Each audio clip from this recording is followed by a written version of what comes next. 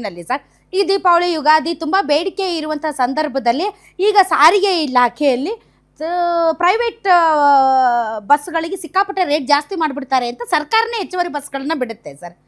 ಅದೇ ರೀತಿ ಈ ಪ್ರೈವೇಟ್ ಸೆಕ್ಟರೇ ಸುಮಾರು 60% ಮಾರ್ಕೆಟ್ನ ಕಂಟ್ರೋಲ್ ಮಾಡುತ್ತೆ ಅನ್ನೋದಾದ್ರೆ ಗವರ್ನಮೆಂಟ್ ಏನ್ ಕಂಟ್ರೋಲ್ ಮಾಡುತ್ತೆ ಸರ್? ಗವರ್ನಮೆಂಟ್ ಓನ್ಡ್ ಕಂಪನಿಗಳು ಮತ್ತು ಗವರ್ನಮೆಂಟ್ ಏರ್ಲೈನ್ಸ್ಗಳು ಇದ್ದಿದ್ರೆ ಚೆನ್ನಾಗಿರ್ತಿತ್ತಲ್ಲ ಅಂತ ಜನ ನಮ್ಮಲ್ಲಿ ರಾಜಕೀಯ ವ್ಯಕ್ತಿಗಳನ್ನ ಇದಕ್ಕೆ ನೀವು ಬ್ಲೇಮ್ ಮಾಡಬೇಕು.